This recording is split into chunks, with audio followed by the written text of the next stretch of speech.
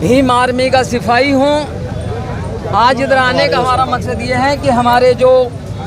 कोरी समाज संघर्ष समिति की तरफ से यहाँ जो धरना जारी है, यह लोग 30 अक्टूबर को हमसे मिलने के लिए गए थे और इन्होंने विस्तार से अपनी बात हमारे सामने पर रखी थी कि भाई हमारे जो योगेश नाथ कोरी जी जो महंत जी थे, हमें पूर्ण विश्वास है कि उनका लंबे समय से जो उत्पीड़न हो रहा था, उस उत्पीड़न के कारण वह जो उनकी मृत्यु हुई है, क्योंकि इन्होंने कई बार अधिकारियों से भी शिकायत की थी उत्पीड़न की। जिस दिन उन्हें बाहर निकाल करके भी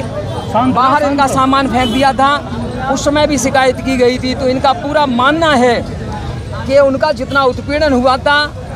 उसके कारण उनकी मृत्यु हुई है, जिसमें जो लोग शामिल हैं, इस घटना में जो लोग शामिल हैं, यह 38 दिन से धरने पर बैठे हैं। इनका मानना है कि वो अपराधी जेल जाएं, उनको जो है सज़ा मिले। आज के इधर आने का मकसद, और आज़ाद समाज पार्टी भीम आर्मी के जो सिपाही इधर आए हैं हमारे साथ,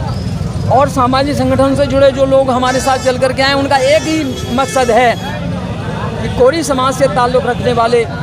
महंत योगेश नाथ जी, जिनके हत्यारों की मांग को लेकर के, गिरफ्तारी को लेकर के कोरी समाज संघर्ष समिति धरने पर बैठी है, इनकी मांगों को माना जाए। मंत्री जी, एक बड़ा सवाल है कि लगातार 38 से 40 दिन हो गए, सुनी अभी तो जो गिरफ्तारी नहीं हुई, सब भूख हड़ताल भी करके देख ली, धरना प्रदर्शन भी हो रहा है, लेकिन उसके बाद नहीं हो रही। तो क्या भीम आर्मी इसमें किस तरह का कदम, इस धरने को कैसे आगे? हमारा अगला कदम होगा, हमारी एडवोकेट भाई चंद्रशेखर आज़ाद जी से वार्ता हुई थी। मैं यहाँ चल कर के जो आया हूँ, पहले मेरी वार्ता हुई थी।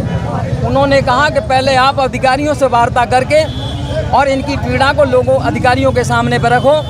और इसके बावजूद भी आपकी बात को नहीं मानते हैं,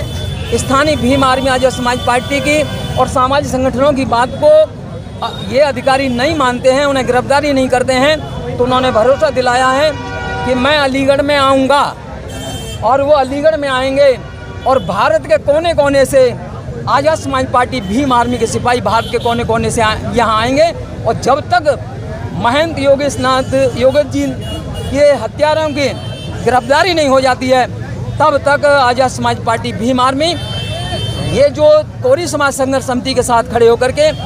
इनके साथ खड़े होकर के न्याय दिलाने के लिए वह बड़े पैमाने पर आंदोलन करने के लिए तत्पर रहेंगे। ये बताइए, जातीय संघर्ष की बात हो रही थी, कह रहे थे दलितों को न्याय नहीं मिल पा रहा, अगड़ों को हटाओ इनको। देखिए, बाबा साहब के संविधान में चीज़ कहाँ लिखी है? जहाँ तक आप मुझे सुन रहे हैं, हमने कहा है कि हम बाबा साहब डॉक्टर साहब को मानते हैं। बाबा साहब डॉक्टर अम्बेडकर साहब ने ब्राह्मण से लेकर के क्षत्रिय और दलितों में वाल्मीकि से लेकर के हर जाति समाज के, मुस्लिम समाज के, सभी धर्म के से ताल्लुक़ रखने वाले लोगों के लिए बाबा साहब ने भारतीय संविधान बना करके मानवीय अधिकार सुनिश्चित किए हैं। इसीलिए हम बाबा साहब को मानते हैं, भारतीय संविधान को मानते हैं। ठाकुर समाज के लोग, ब्राह्मण समाज के लोग, सारे जाति के लोग हमारे बड़े अच्छे दोस्त हैं, और वो इन घटनाओं पर वो भी दुख व्यक्त करते हैं, लेकिन वो अपने समाज के और उनके समाज के संगठन हैं, वो अपने समाज को ऐसे अपराधियों को फेस करने के लिए तैयार नहीं है।